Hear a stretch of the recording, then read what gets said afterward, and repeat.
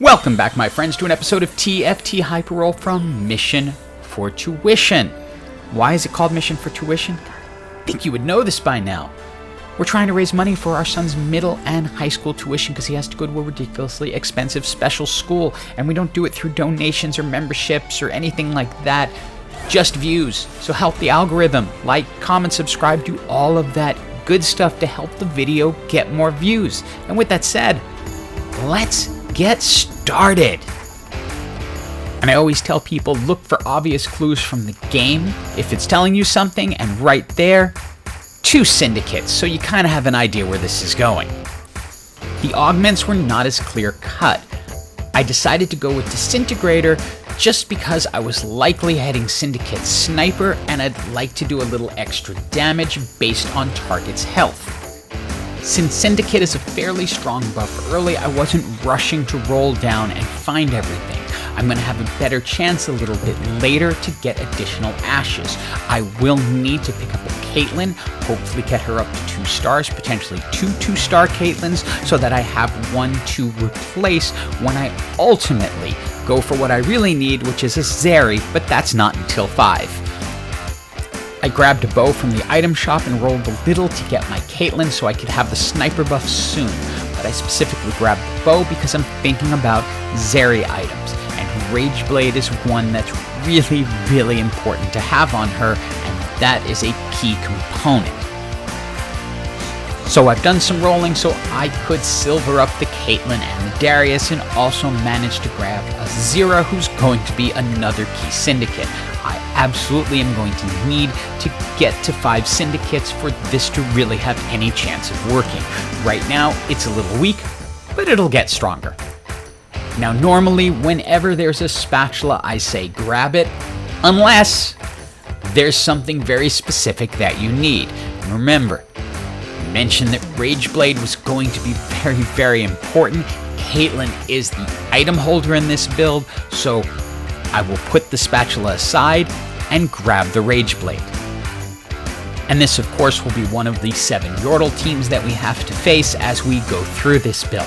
But, well, in all seriousness, it is still a really popular build because it's very strong. But, as you'll see, Syndicate Sniper is pretty strong as well. It's time for our second augment, and I was hoping for something syndicate-y, but I will always take healing, especially on a build like this, where you're counting on your backline to be able to hold up their health. And at this point, my team isn't as strong as I'd like it to be, but I have some items that I really like for the future. So while I'm losing a little bit now and falling back, my feeling is I'm going to be able to come back once I get the right champions with the right items. And I come through the NPC round in a much stronger position. I've picked up an Ahri, who's my 5th syndicate, and then I have the ability to create the automatic crit. So I can get the Hextech Gunblade on her for additional healing, and then the Infinity Edge and the Jeweled Gauntlet. So every time she casts, she's going to crit. I normally would have waited to try to get the blue buff, but I hadn't seen many indications on it, and I was losing a little bit too much, so I wanted to get as many items onto Ahri as possible so I could really start winning. And you will immediately see the impact that automatic crit has. When Ahri casts, she does a ton of damage, but is also bringing health back to the champions in 2 ways. The Syndicate buff is healing, plus the Hextech is healing the lowest health champion on the team. And just like that, even though our augments aren't necessarily going the way I wanted them to, decent items, decent champions has turned this around. We went from losing pretty steadily to now getting ourselves on a win streak and moving into the top half of the board. And as you will see, the theme's about to continue as the augments are not going to help me out that much. Triforce is not going to work because I just don't have a 3-cost carry. Woodland Trinket will do nothing for this team, and in all honesty, I don't like it as an augment in general. It hasn't seemed really useful. The Archangel's Embrace was my best shot, simply because it'll keep increasing the AP of the champions who use it. Now that we have our 5 Syndicate, we're really looking to fill out for the 4 snipers. So we're picking up Misfortune wherever we can so that we can come in with a 2-star Misfortune once we're able to get her. But this team is now looking pretty strong because we have the decent items and the decent champions.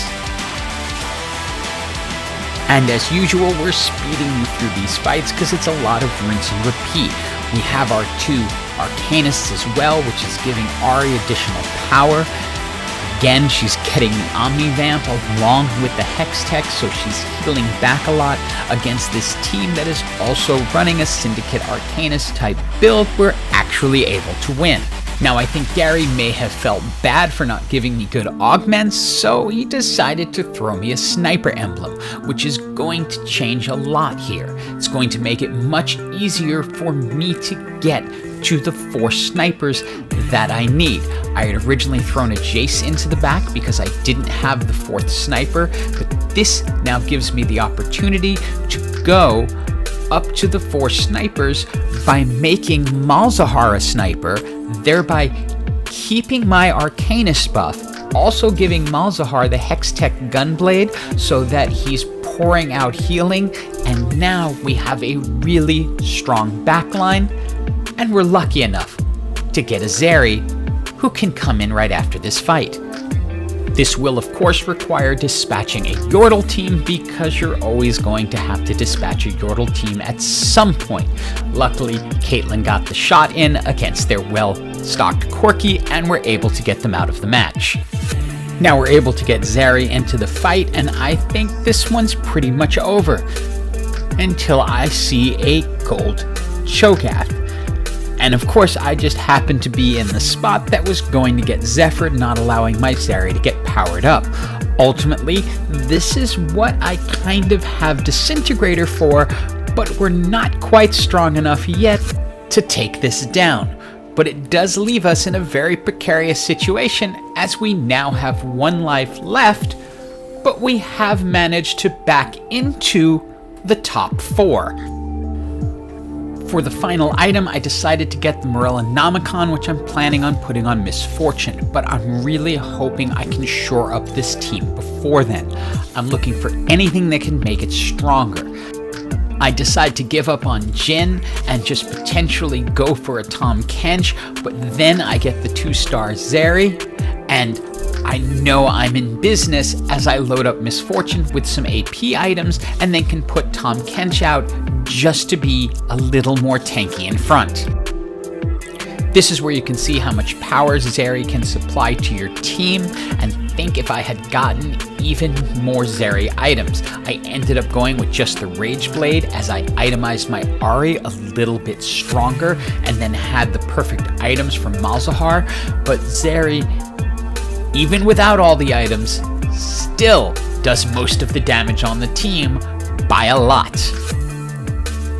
And at this point, I'm shifting everyone around because I know there's a lot of Zephyrs out there on the remaining teams, and so I want to make sure that Zeri's going to get her chance to go off, because her ability to clean house is what's going to keep me in this match.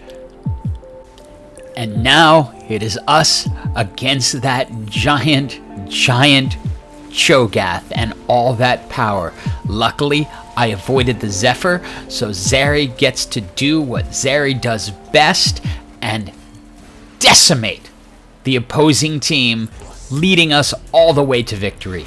Syndicate Sniper is really strong, especially once you get to the 5-4 combination. You can win with it easily. Hope you enjoyed the video and have an absolutely awesome day.